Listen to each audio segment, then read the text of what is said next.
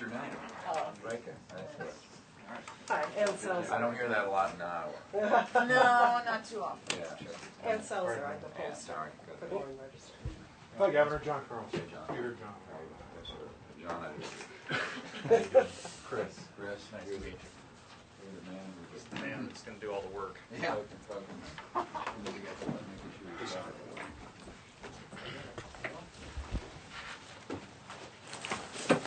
It's a pleasure having you here, sir. Thank you. Where'd you grow up? Wisconsin. Yeah? And Iowa. you? Iowa. Iowa. India. Another Kansas. Yeah. Nebraska. Great state of Ohio. So, Midwestern, Midwest. pretty much all the way. Yeah, you could say that. Yeah. Carroll, Wisconsin. Kansas. Kansas first. That's three James. Are you Jay Boss? Yes. Thanks for one of our business writers. He spent 30 years out in Texas. For the Houston paper. with the Post or the Chronicle? Fort Worth. Star Telegram or... Covered aviation and energy. Huh. I tell you, it's kind of a little off the subject, but really not. Medical technology and what's happened in Texas in the last decade in particular has been just really fascinating. When you talk about our state's economy, back in the 80s, 84, right before we kind of dropped off the cliff and went into a rather substantial and relatively lengthy recession, oil and gas in Texas was about 14.7% of our gross state product.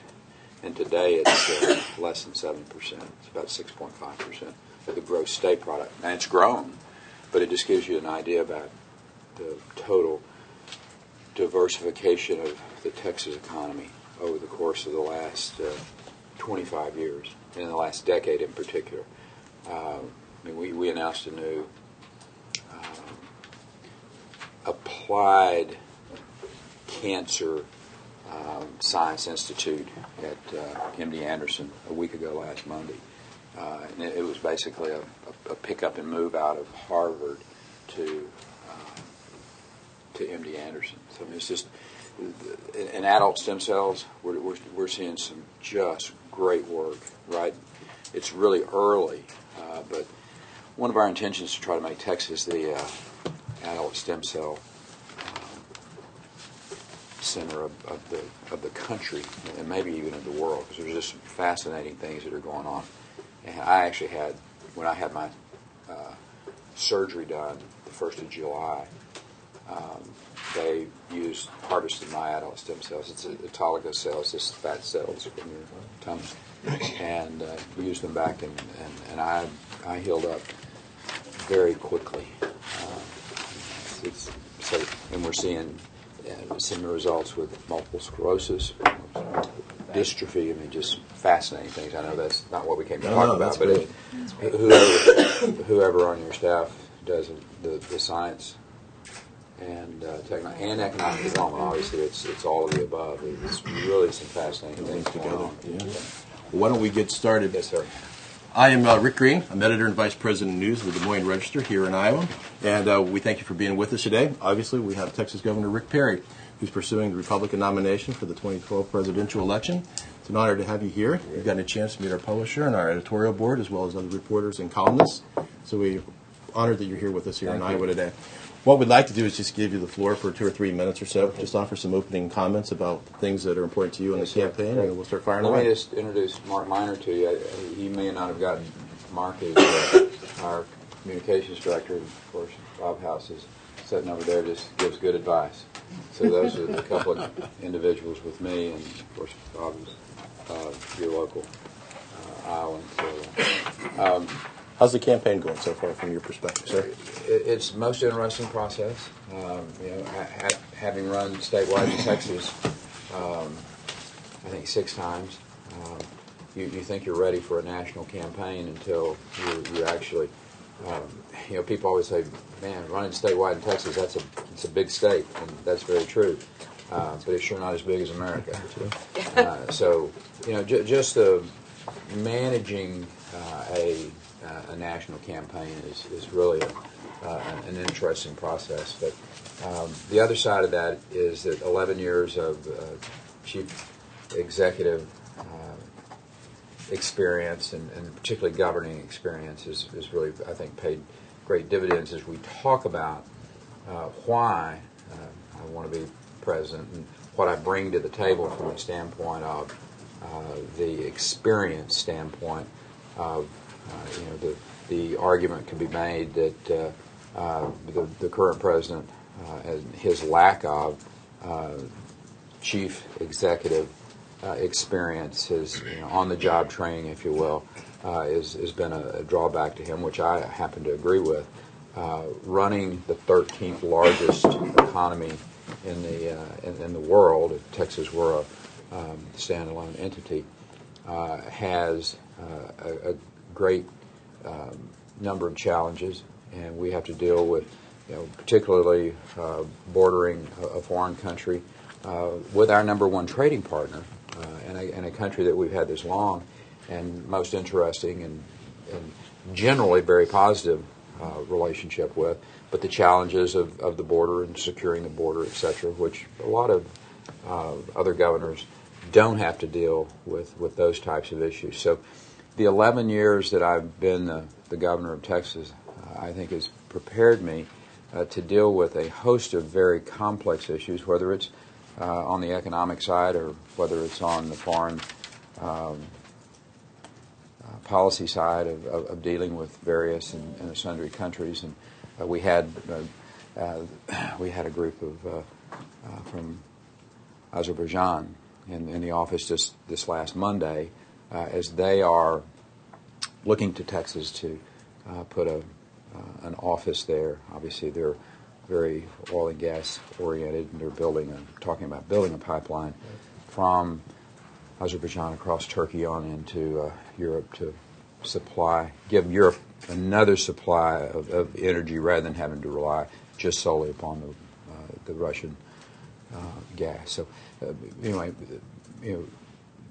the whole foreign affairs side of being the Texas governor is kind of an interesting aspect of what I deal with, whether it's traveling to other countries and almost exclusively economic development wise. Obviously, we're not. I did through the years sign some memorandums of understandings with other countries and Texas. Israel is an example of it back in the 90s when I was the agriculture commissioner. So just a little taste of the life's experiences of dealing with the foreign affairs. That it's a bit different than what a number of other governors would deal with, and certainly different than most of those that are on the stage with me, who are also asking for the people to consider them for the nomination. I want to touch on just the three aspects of the policy that I've laid out, and then we'll open it up and you all can fire away. Sounds fine. The first, we got in the race late. The 13th of August was considered to be relatively late for our injecting ourselves into this process, and so it was what Mark, I want to say like 6 weeks later that we laid out our first policy, and it was on energy and jobs. And I know we'll talk about ethanol. I'm in Iowa, so I know we'll touch on that, and I'm not going to use this time for that. But I should say, I am a all of the above energy individual from the standpoint of we need to have a very broad portfolio. But what I focused on in that first policy paper was opening up our federal lands and waters for exploration. I think only 8% of our proven reserves in our federal lands and waters are being used today. And so there's a substantial amount of energy. There's over 300 years worth of energy in this country that we could use. We're the Saudi Arabia of coal, and using that coal and having the innovation to be able to use clean burning coal. I'm still a fan of nuclear energy, obviously sited in the right places, and being able to process that fuel rods after the used rods. I mean, there's But again, our technology in America has allowed us to find resources that we had no idea were there. I mean, 10 years ago, the idea that all of the shale gas, and so I would suggest to you there are probably still substantial amounts of energy that technology and innovation will allow us to be able to discover, produce, and use as a domestic source of energy. So that I talked about in the policy, some million plus jobs just right off the bat. Pulling back those regulations over the last 5 years, since '08, that have stifled job creation, and then rebuilding EPA into an agency that is actually pro-jobs, and pushing back a number of these environmental decision-making processes, regulations, to the states. I trust the people of Iowa, your governor, your legislature, to make decisions. One size fits all, even on, and the Clean Air Act, and I know somebody will ask this question, you're saying you're not for the Clean Air Act that was passed back in the 70s. Yes, it's done its work. But what we have now is an agency that is creating so many regulations, and the cost of those regulations, and frankly, the benefit that we're seeing is very minuscule at best. The second thing I laid out was tax policy and how to deal with the budget, how to deal with the economy. The 20% flat tax, again, mortgage deduction, charitable deduction, local tax deductions, do away with cap gains, do away with dividends tax, take 20% of that, put it on a postcard. I always carry the postcard with me, so that's it. 20% of that, and did I knock it off? Sorry about that. Make your job better. Excuse me. So, and then on the spending side, obviously, I've had 25 plus years of dealing with a state budget, either as an appropriator, as a state agency head, lieutenant governor, and now the governor of the state of Texas. We have a balanced budget amendment in Texas. I think it's important that we work towards a balanced budget amendment for the United States Constitution as well. I think it's the most serious way to deal with long-term budgetary concerns that people have. The reduction of spending, and I laid out some concepts, but I'm the only individual who has laid out a budget that will be balanced by 2020. 18% of the gross domestic product is where we're headed to, and then on the corporate side, it's just a straight 20% corporate rate, gets us down to that's about the global average. In other countries is approximately 20%. So we chose that so that we would be competitive. Ours is either the highest or the second highest corporate rate in the world right now. So there's a lot of disincentive for companies to be growing, expanding in the state of Texas. And all of that's on the website. I'm not going to sit here again and use up. I want to end up with the third policy that we laid out, and that is the overhauling Washington side. There is some ideas in there that are, some would say, provocative. When I talk about a part-time Congress, and I think it rolls some people back on their heels, the idea that, what do you mean a part-time Congress? And, it will work. And it will work because today Washington has become so self-centered, so self-important from my perspective, and people basically make a living being United States congressmen. Their salaries are at I think 3 times the average of the American family. Make it part-time. Let them go home and have jobs back in their communities and live with their citizens and come and take care of the business that needs to be taken care of. And I will suggest to you there are a lot of models for it working across the country. They're called state governments. 13th largest economy in the world. in Texas. We meet for 140 days every other year. We balance our budget. We take care of our issues, and then those members of the legislature that are only paid $600 a month go home. They do their lawyer work or their veterinary work or their physicians or their retired teachers or whatever we have that make up that microcosm of our state, and it works. We balance our budget. They go home and live under the laws that they pass. A part-time Congress, I think, would go a long way towards not only making it less contentious in Washington, D.C., but also give the American people confidence that the members of members of Congress, in this case, are really more in tune with what's going on. Substantially reducing the size and the scope of Washington and those agencies, even some that I couldn't remember the name of. So, but that's the again. I want to open it up and allow you all to ask questions.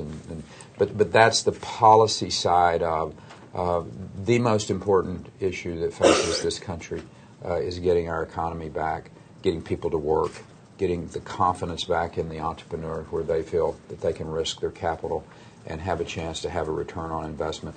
That's how you get the 13+ million people who are out of work an opportunity to have a job and the dignity to take care of their family. It's the way that America, again, can be considered a force to deal with, whether it's on foreign policy or militarily, because if we do not first get our economy back on track and growing, then these other issues become even more problematic for us because we lose our role in the world as being the strongest economy, being the strongest military, being the influence on foreign policy and events around the world.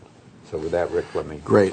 Well, it's interesting you want to talk a little bit about overhauling Washington, and you kind of zeroed in on the economy, creating jobs again, and kind of protecting the things that so many Iowans care about. But you just recently did a $1.2 million ad buy in the state, and we've all seen it, and certainly I think there's half of that focuses in on showcasing your faith and what you kind of describe as the president's war on religion. Right. And I guess we would just want a better explanation of what message are you trying to send there? What's the backdrop? We appreciate your personal faith and spirituality and the like, but does this really zero in on the issues that are most important to America and to Iowa? Well, I'm introducing myself to Iowans. For 25 years, and particularly for 20 years as the agriculture commissioner and then lieutenant governor and the governor, I've had 20 years to introduce myself to the people of the state of Texas. Obviously, having 5 months to introduce yourself to the people in New Hampshire and Iowa and South Carolina and Florida, which are the four. I mean, there's obviously a tactical reason for zeroing in on Iowa, and we know what that is. But it's introducing yourself to those people. Who is this individual? What makes that individual tick, if you will? And my faith, and this is nothing new. I mean, the idea that I have issues that have resonated with me personally and my faith is part of who I am. Prior to that, obviously, we laid out our economic side of things as well. So I think Americans do want a president who is not afraid to say, here's what I believe in, here's who I am consistent, whether it's consistency on economic issues or whether it's consistencies on issues of my personal faith and values. And that's the message that I'm intending to relay to the people of Iowa is, here's what I believe in. And by and large, my Christian faith does characterize me. Whether it's making decisions about economics, for instance. I think the dignity of being able to have a job to take care of your family, from my perspective, is part of my faith belief, that relying upon government to make decisions that are best made by you and or your family. I mean, those are values that I hold very dear, and that I think serve not just the people of Iowa, but people all across this country well. Is that I do disagree with this administration that it's the private sector individual who would be better served, whether it's economically, whether it's issues of social concern, that they make those decisions. And then there are clear issues of what I believe in that are in conflict with the administration. But do you really believe he's waging a war on religion? I guess that's what several of us around the state, what we're hearing is, explain that more to us. I do. When you see his appointment of two, from my perspective, inarguably activist judges, whether it was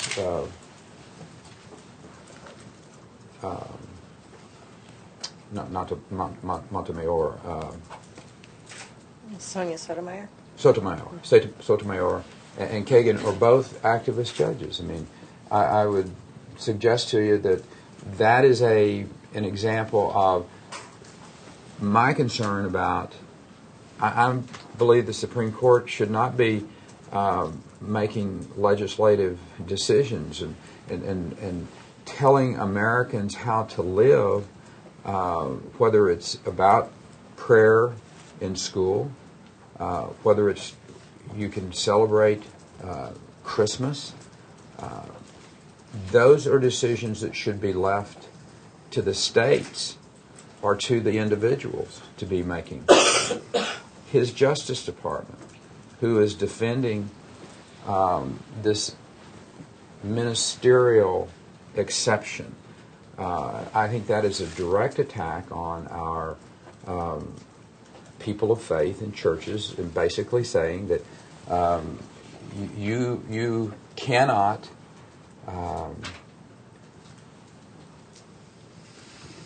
discriminate, if you will, on someone who doesn't believe what you believe in hiring and firing of ministers and or their staff. And it's like Boy Scouts. I wrote a book on Scouts called On My Honor 4 or 5 years ago, and it gets into the issue of whether or not Scouting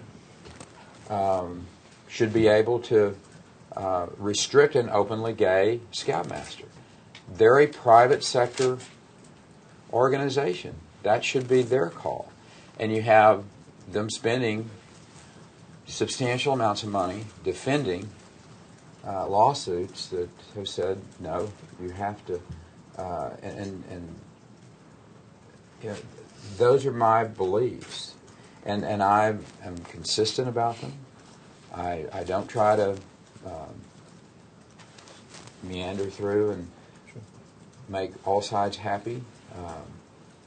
But I do think that this president is conducting what I consider to be an attack on traditional religious organizations and or traditional religious values by those two examples. I'd like to take this just one step further, this subject. You said in the Iowa Family Leader Forum, Thanksgiving Forum, and this is not quite an exact quote, but very close, that deep in the soul of every person, there's a hole that can only be filled by Jesus Christ. That's correct. Now, I am not a Christian American, but I am an American, and I vote. And I find that to be rather an exclusive notion. I don't have a hole that can only be filled by Jesus Christ. So you're not speaking for me or to me, and I just wonder if you don't think that you're excluding certain people who are not Christian when you say that. Listen, I'm not. I tell you what is in my faith belief, and one of the great things our founding fathers did in that First Amendment was to say that you had freedom of religion, and I defend that with my life, if required. And as a matter of fact, I have sworn to uphold the Constitution, both as a veteran of the United States Air Force and as the governor of the state of Texas. Your faith belief is your business. I'm telling you from my perspective the people who choose Christianity as their faith. I believe that there is a very defined place in your heart that can only be filled. Last night I was speaking to a group, and I said, if I can just marry this person, or if we can just have these children, if I can just get that job, or if I can just win this next election, that's what will make me happy. When the fact is, I personally believe that what will ultimately make you happy is when that hole is filled by Jesus Christ. That's my belief. You choose another route. You choose another religion. We have very diverse religious groups and different individuals in the state of Texas. I respect them as citizens and human beings, and that decision that they make about their personal faith is their decision. I can't, way above me, to judge you or to judge anyone else. I'm talking about my faith and those who have chosen the Christian pathway. But as president, you have to represent all Americans. And And as- by saying that this president has declared war on religion, some people in this country who are of those other diverse faiths might read that as you would declare war on their religion, Right. not your own. Well, they would be wrong, is how I would say that straight up. Well, and you talk about states' rights in terms of defending the Constitution. You don't see a role for the federal courts to uniformly interpret the First Amendment to defend religious rights in all 50 states. No, here's what I see happening with the First Amendment, and this goes back to 1962 and that case where you can't have an organized prayer to an almighty God, is I believe the way it was. I'm not a lawyer, so I haven't studied these cases in depth, but the idea that the court is telling us whether or not we can have prayer in school is really a bit offensive to me. That should be a decision that's made at the local level. It's one of the reasons that I've called for the doing away with the Department of Education. I have no idea why the federal government is engaged in telling the states how to educate their children. I think that is a waste of money, and I think it is a waste of effort for Washington to be one size fits all, or worse yet, picking winners and losers in various states, when in fact that is a state responsibility to educate the children in their states. And there will be people who come up with very different and innovative ways, and governors and legislatures who are thoughtful and want to have that competitive workforce and be a place where businesses move because there is a skilled workforce. They'll go pick and choose which of those programs will work best for their states. But again, I go back to I don't think it is our founding fathers said freedom of religion, not freedom from religion. And I'm seeing us headed. One more question on Sure. that, because, and I think about how do you get around excluding folks on this note. But as governor of Texas, you called for a day of prayer Right. during an economic crisis. I think for some that don't share your faith or your religion, that was. The governor of Texas is calling for a day of prayer. Would you call for a day of prayer in a crisis for the country, for example? Sure. I have my faith is one that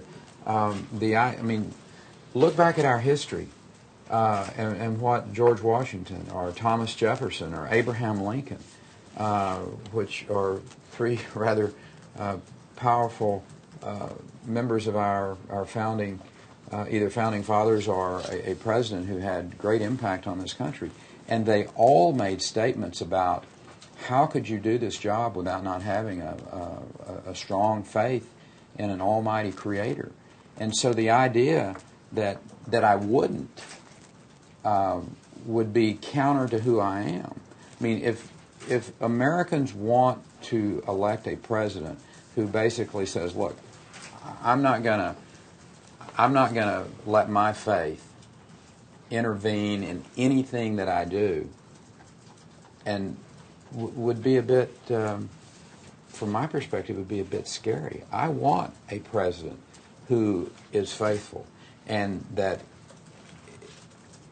believes that there is a greater being who has an impact every day in this world and is engaged in the activities.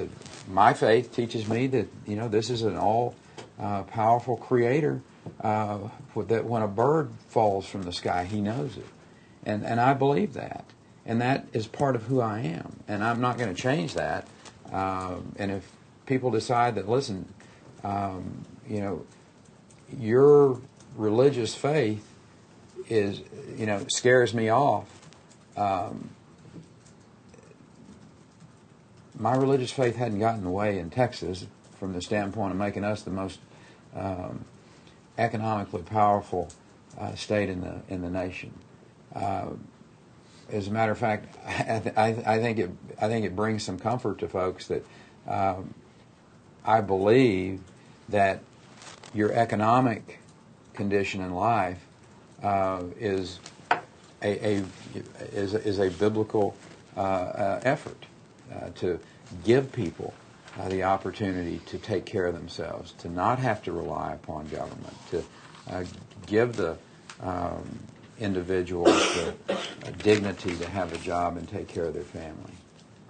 Just to clarify on this point, when you talk about a day of prayer or permitting prayer in schools, are you talking specifically about Christian prayer, or are you saying non-denominational prayer? What I'm saying is it's not the government's business to be telling folks that at the state level. If obviously if a school is a Jewish school in Dallas, Texas, they should be able, that private school should be able to do that. But they can as a private school. The issue here has to do with public schools. Well, and then the independent school boards that oversee those should make those decisions, not government.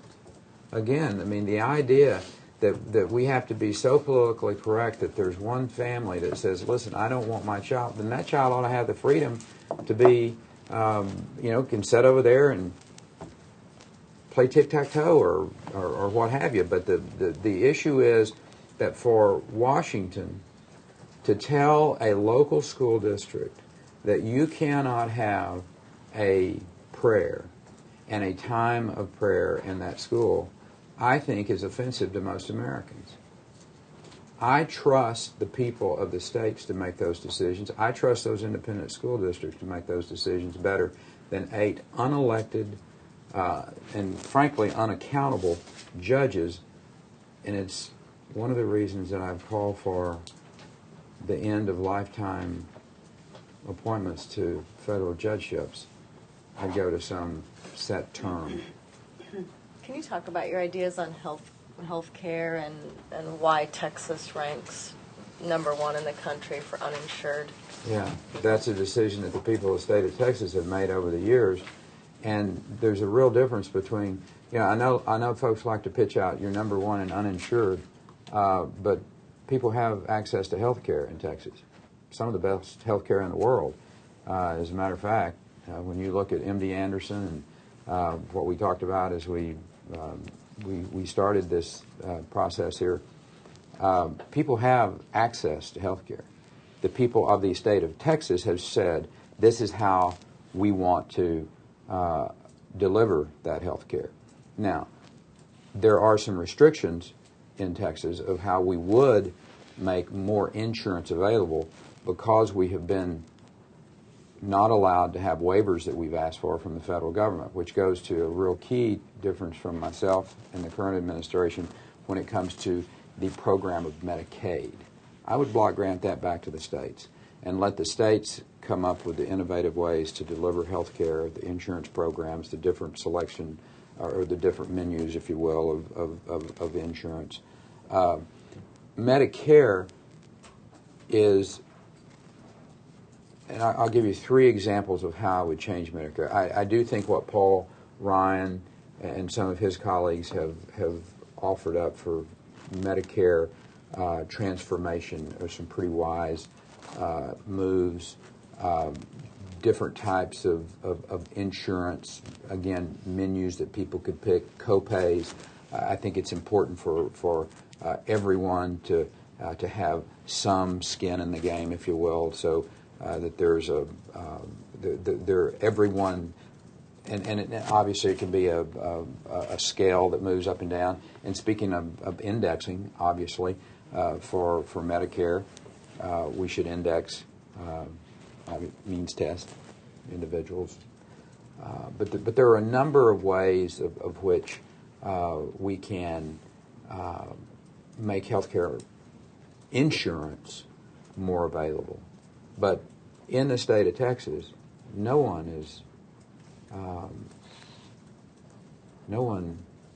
is not covered.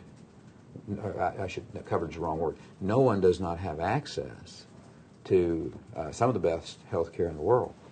The state and its legislature, through the election by the citizens, have put into place programs that do not require insurance or make it available in some cases. It's, that kind of is a natural segue over to this whole individual mandate. So in Texas, you don't need health insurance? I mean, you're saying there's enough infrastructure that 25% of your people don't have health insurance. You don't need health insurance? I think that we would have more health insurance if we didn't have the strings attached. I think that having health insurance for those that want it is good public policy. But health insurance with the strings attached that we have seen from Washington, D.C. is too expensive.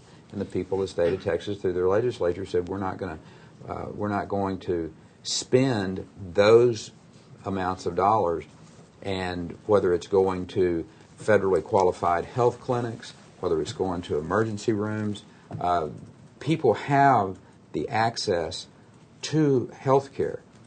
The insurance issue is another issue. Would we have more people insured in Texas if we block granted? I would suggest to you, yes, and substantially more so. But you've got to have the freedom to implement that program, and we don't have that today. On your postcard there, if you fill out that postcard, you pay 20% of your income. Is that what you're saying? That's it?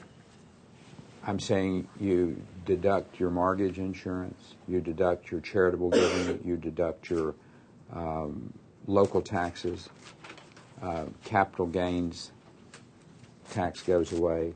Obviously important to Iowans and any state that has substantial agricultural interest. The death tax would go away. And then, I don't know if I said dividends tax would go away as well. And then you take 20% of that number, and that would be your personal income tax that would go in.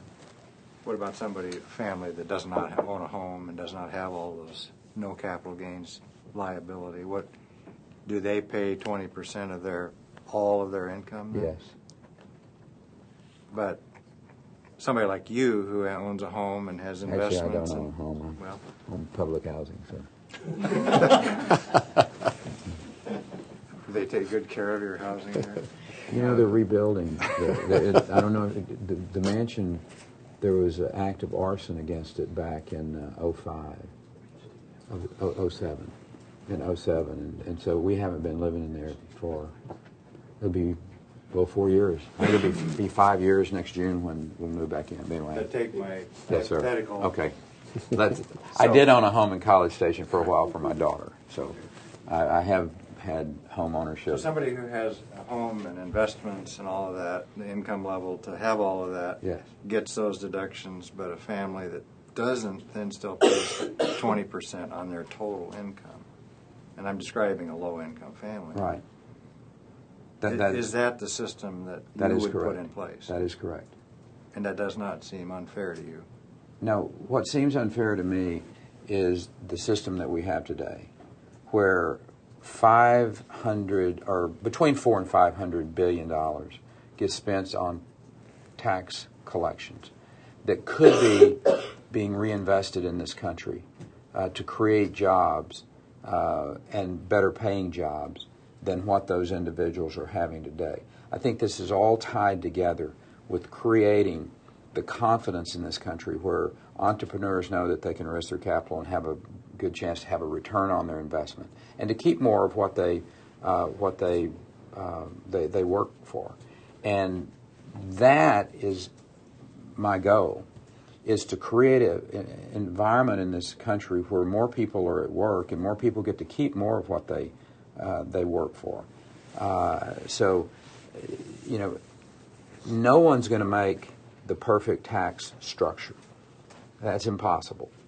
But what I think I have laid out is the simplicity of a tax plan that will give tax reductions almost, well, it is across every sector.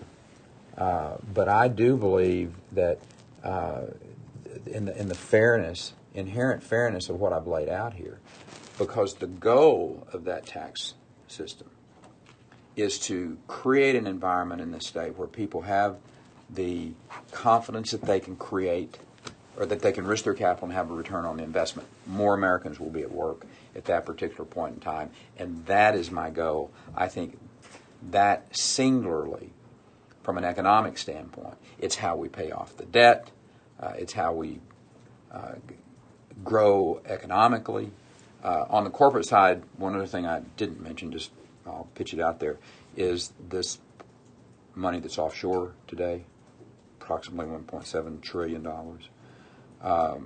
allowing a year period of time where that can come back in at 5.25%. And let me just say, from a low income, I leave the old system in place for some period of time. And I haven't having a conversation with a columnist the other day about, you know, what is that period of time, and I admit I don't know. Let's talk about what that period of time is. So if you were a low-income family and you wanted to stay in the old system with the earned income tax credit, you could choose that. And that's the choice that we leave. Most, and I would suggest the vast number of people, will choose to go to a simple 20% flat tax. Talk about the difference in where people's income comes from. The person who works, punches the time clock, they would pay the 20%. The person who has the big nest egg from dad or grandpa, whose income derives from capital gains or dividends, would pay nothing. I have a hard time with nothing. I mean, I'm sure you could go find an individual or some small number of individuals that meet that characteristic. But again, I don't think anybody's going to be able to create a tax system that does not have somewhere an inequity. My goal was to find what is the simplest, most straightforward, that can save the most money and allow people to keep more of what they work for and get more Americans to work. And that's the reason I laid that plan out. The most simple approach would be to take your 20% and apply it to everybody, regardless of the source of the income. Wouldn't that be the simpler structure? You could make the argument that would be simpler. I chose this particular, and we looked at a lot of different, I looked at the fair tax. I visited with Steve King about the fair tax at length. this was what I found to be the most sellable, because the fact is, I've been in this business long enough to know I've got to pass it, and that perfection, I hope, will not get in the way of good. We've spent an awful lot of time with this editorial board, with our newspaper, kind of echoing what we hear from Iowans in general, saying that Washington is broken. Never before have we seen such a huge divide between the left and the right, Republicans and Democrats. The partisanship is at an all-time high. Talk a little bit about, if you're elected, how can you bridge that? And what have you done in your career that you can point to with success in terms of bipartisan support? Well, for 11 years, I've been the lieutenant governor, or excuse me, for 2 years I was the lieutenant governor, and in 11 years I was the governor, dealing with bodies that were, in some cases, almost equitably divided between Democrat and Republican. In 2006, I believe, 2007, we had substantial numbers of Democrats in the Texas House. And in 2003, there's a good specific example. We passed the most sweeping tort reform in the nation in 2003. That was the first time that there was a Republican House, Republican Senate, Republican Lieutenant Governor, Republican Speaker, and Republican Governor. Yet, as we passed that piece of legislation, I wanted to put it in a constitutional amendment, the tort reform, so that it wouldn't be litigated for 10 years. To clearly say this is what the people of the state of Texas want to do. And it was dealing with capping non-economic damages at $250,000 per doctor, event, hospital, nursing home, so that you wouldn't have these huge judgments, and we wanted to put that in the Constitution. We had to gather either 25 or 30 Democrats to vote for that. And, I think that's a good example of how I've dealt with both Democrats and Republicans. Texas is a probably 45% state when you look at the breakdown, maybe 56-44 Democrat Republican. So, I grew up a Democrat. I never met a Republican until I was probably 25, but we're really not about D's and R's in Texas as we are philosophically, conservatives and liberals. And Washington is broken, and it's broken. I don't think Washington's broken because of R's and D's. I think Washington's broken is because it has lost touch with what's going on in America, and that we've allowed the special interest. When I open up the newspaper and I read where $7.7 trillion secretly have gone to Wall Street financiers to bail them out, even unknown to Congress, that gives me greater consternation about what is going on in this country than whether or not Democrats and Republicans are trying to one-up each other on some issue. And that's the reason I think it takes an outsider to come into that environment who is really willing to pull out the veto pen and veto a piece of legislation that has earmarks. That if there is a bill that spends money that we don't have, to veto it. And I'm not going to Washington D.C. to try to. I understand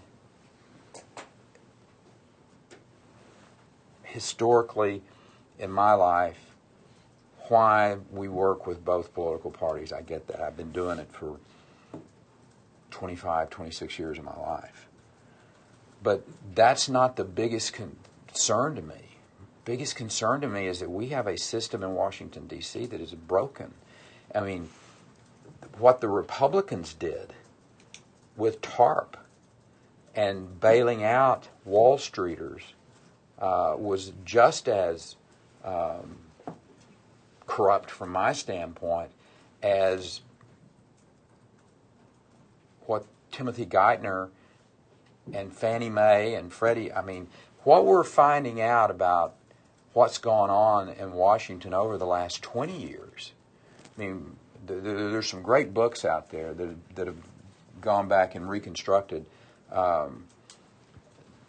reckless endangerment. I think Gretchen Morganson. There's another book, Jimmy Stewart is Dead, an economist by the name of Kotlikoff. I mean, incredibly corrupt, and I would suggest to you fraudulent activities that are going on in Washington, D.C. that are of great more concern to me on the economic side than whether or not I can get, Nancy Pelosi and Paul Ryan to sit down and agree on a particular piece of legislation. That I think we can do. But the bigger issue for me is someone who will walk into Washington, D.C., and I'm the only outsider on that stage. I'm the only person who is either not part of the establishment or who has been in Congress or that is in Congress, and basically stand up and declare that we are going to deconstruct Washington, D.C., because they have put this country in great peril economically.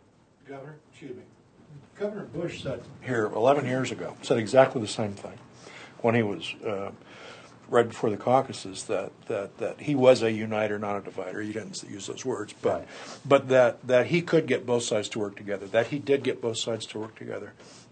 In Texas, as you've described, he called himself an outsider and promised, very sincerely, I'm sure, that he could solve the same kinds of problems that you're talking about solving. How do you go in there and do that under these circumstances? A cynic would say it's hopeless. I'm not a cynic. I don't think it's hopeless. I think George W. was looking at a substantially different time in our country's history. We were balanced budget. We were in, frankly, pretty good times economically. I think the American people were not particularly concerned about, I don't recall what the unemployment rate was in 2000, but I know it wasn't what it is today. So the American people, I think, are substantially more attuned and more supportive of someone who truly will walk into Washington and overhaul it. And I don't recall then Governor Bush talking about overhauling Washington, D.C. He was talking about getting Democrats and Republicans to work together. And I'll leave that for what it is. I'm not particularly interested in going into Washington, D.C. and getting people to sing Kumbaya together. I'm interested in going in and truly deconstructing what has happened over many years, and it is going to be a difficult fight. I don't try to be Pollyannish at all. It will be a very difficult fight. It will require a president who's willing to spend a lot of time traveling across this country and using whatever political capital they can put together to pass a balanced budget amendment to the United States Constitution, and at the same time trying to pass a balanced budget that calls for a part-time Congress. At that particular point in time, I think you do change Washington forever. Don't you I won't say need D's forever. and R's to make all of that happen? I mean, you can't go in and do it alone. No, and I totally understand that. And I've had some conversations with congressmen and women, some who have said, will you kind of put a cork in it about part-time legislature? And I've had other ones that stand up and said, you know what, you're right. But it's not them that I'm particularly concerned about. It's their constituents. And I do know what their constituents think in the vast majority of time. And when they really think about part-time legislature, I don't think that there will be as big a pushback as what initially, when a member can, I mean, members of Congress, I hope, are not any different than the rest of the country. They just go to Washington and they get absorbed by that culture and the special interest and they can have let them have a job back home. They may have work that they can do that will make more money than what they're doing as a United States congressman. And I think it's also a way to, it's kind of a natural term limiting effect on Congress as well. So I don't know what the average tenure here in Iowa or Texas is. I'm probably going to say it's around 7-8 years, and they go back and someone else comes in. But it's the people. I frankly don't. I'm not too concerned about whether Congress loves me or not. I'm concerned about whether we get this country back on track. I think I've laid out a plan that does that. And the American people, as they look and see, who is it that's been very consistent in their life when it comes to these issues? And I think I'm fit that bill. When you first got into the race, as you noted, it was a little bit late, but you promptly vaulted to the top of the polls, pushing Michelle Bachmann out of first place, coming off her straw poll win. What do you think has happened since then? Why have you lost ground? Well, we had 4 people out leading the parade, and there may be a 1 or 2 changes before we get to the January the 3rd. I readily admit that our campaign didn't go as smoothly and as positively as I would have liked, and errors that I've made, whether they were on the debate or what have you. I've asked Americans, hey, give me a second look. Really take a look at my policies. And those weren't laid out, until, mid-September. And at that particular point in time, we were falling in the polls. And again, I think Americans are starting to, and the Iowans in particular, are starting to take a different, taking another look. And they're finding out about me. I was the newest kid on the block in August the 13th, and one of the reasons I got in the race was because I didn't see anyone that the Republican voters were really excited about. And I became that person they were excited about for a while. Governor, Governor, I'm curious how you came about making the decision on the HPV vaccine, and what does that say to us about your leadership style? We've been in a continuing discussion about what Texas state government's role should be in defeating cancer. In 2003, we passed a constitutional amendment that funded at $3 billion, $300 million a year. So cancer research, obviously home to MD Anderson, and any tools that we could use to conquer these diseases that are really impacting people's quality of life, taking their lives, the impact on their families. I've been very intrigued with and very supportive of through the years. HPV was one of those. And as it was brought to me as a very effective tool, I made a political error in how I took it forward, but I still believe that parents and or young people should have access, obviously, to that. When I put that in place with an executive order, it had an opt-out. I felt comfortable that the opt-out did speak to the issue of parental rights. I subsequently found out that it didn't speak to it in a strong enough fashion. Two things I would do differently. I still would go forward with every tool that we have to defeat these cancers. I would have gone through the legislative process, and I would have had an opt-in. I got to be very sensitive to the governor's time here. We need to wrap this up.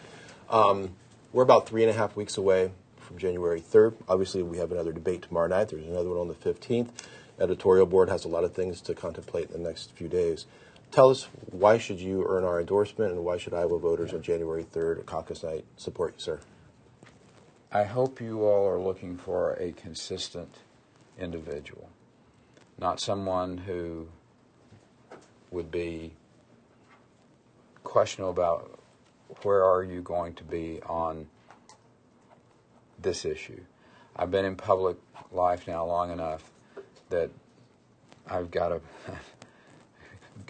good. This is a good story and a bad story. You have a record. People know what I believe. People know how I'm going to respond on almost any issue. They know that my record on job creation is, I will use the word unsurpassed from the standpoint of any of the other candidates on the stage. And when I talk about job creation, I don't get confused that this is about me. This is about understanding that the private sector is where the job creation is created. Government can either be an impediment or it can lower hurdles, taxes, regulations, etc. But that is the key issue for this country. Who is it that has the executive governing experience that can go in on day one and put into place policies that will get America's working? I've done that with my energy and jobs plan. I've done that with then having to deal with Congress on taxes, on spending, but a great amount of impact can be with the administrators and the staff that those administrators bring into to government. And I feel very confident that as Iowans, and hopefully as this board makes its decision, that vision, that track record, and that consistency is what you as citizens of this state and as members of this editorial board and the people of the state of Iowa are looking for. Fantastic. Thank Good. you, Rick. Governor, it's a pleasure to have you here, sir. Thank you. for your time. Yes, ma'am. Thank you very much. Absolutely. Thanks for Y'all your time. have a good day. You too, sir. Good luck to you. I hope the sun shines the rest of the day. And Oh, it would be lovely. we have a good run in the morning. Y'all got a great city to run in, by the way. The last time we were here, we were staying out at the Embassy Suites and take off and hit the river, and then go down to where the baseball park is. Uh-huh. And is it Raccoon Creek? Okay. And then take off to that lake, Gray Lake. Yeah, that's a great run. It is a great one. That's where I'm going to be in the morning, Lord willing. So, great Pleasure meeting you. Yes, Thank you ma'am. for your So long. time. Thank We'll you. see you tomorrow evening. Yes, sir. So long. Thank you. Yeah, so long. Yeah, you too. Take care of yourself. Thank you. Yeah, bye. Oh, wait a minute, guys. Bill 5.